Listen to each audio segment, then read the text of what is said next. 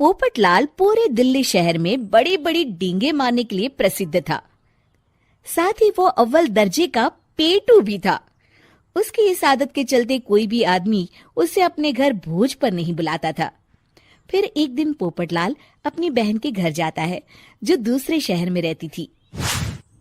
अरे पोपटलाल, बड़े दिनों के बाद तुझे मेरी याद आई? माय डियर बहना, तू तो जानती है मैं अपने कारोबार में कितना व्यस्त रहता हूँ। हाँ, तेरी बात भी सही है। अब आया है तो कुछ दिन ठहर के जाना। अरे दीदी, ये भी कोई कहने की बात है?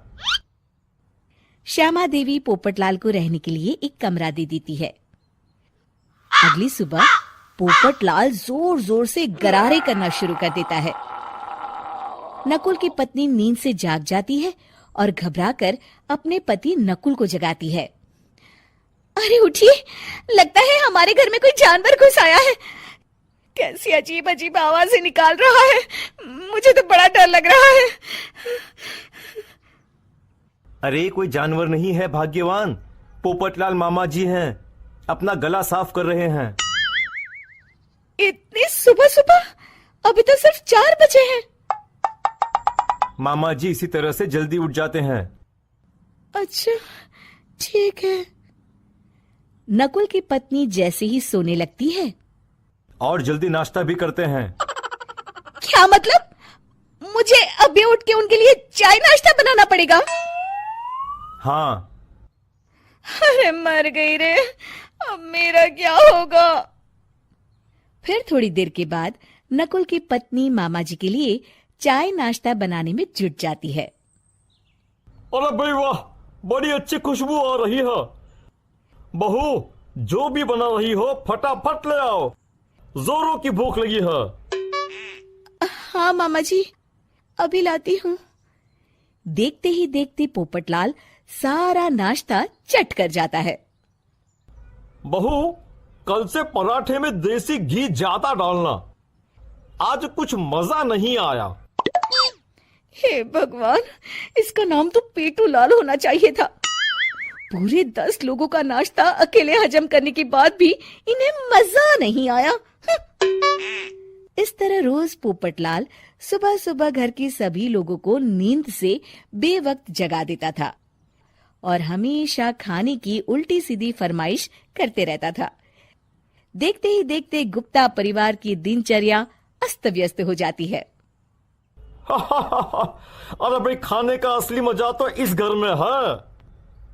अरे माँ, ये पोपटलाल मामा यहाँ और कितने दिन रुकेंगे? ये अकेले इतना खाना खा जाते हैं कि आज राशन वाला मुझसे पूछ रहा था कि अरे भाई, क्या आप लोगों ने घर में हाथी पाल लिया है?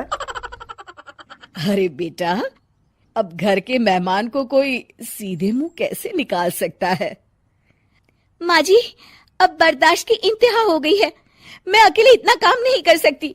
आखिर मैं भी इंसान हूँ। मैं कल ही अपने मायके चली जाऊंगी।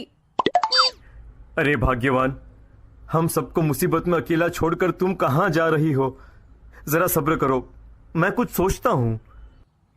अगले दिन एक डॉक्टर साहब उस घर में आते हैं। अरे नकुल बेटा, ये डॉक्टर यहाँ क्यों आया है? अरे मामा जी, माँ की तबीयत बहुत खराब है।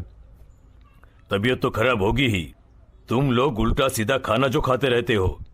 देखो नकुल, मैं तुम्हारा फैमिली डॉक्टर हूं, इसलिए आज से मैं जो कहूंगा तुम सबको वही खाना रोज खाना पड़ेगा।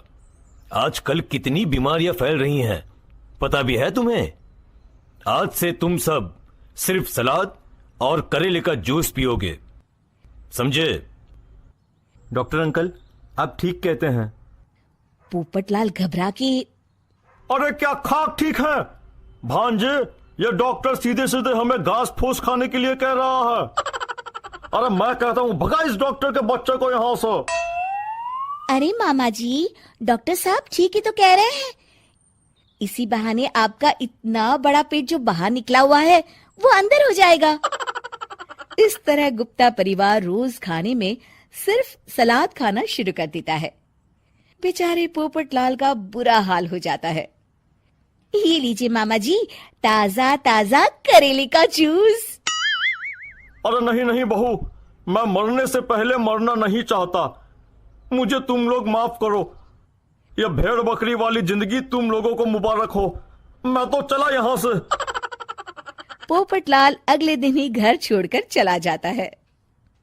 क्यों बेटा नकुल, मेरी अदाकारी कैसी थी? मजा आ गया डॉक्टर। आपने तो बॉलीवुड के कलाकारों को भी मात कर दिया। आपको तो ऑस्कर मिलना चाहिए। बेटा ये थोड़ा ज्यादा हो गया।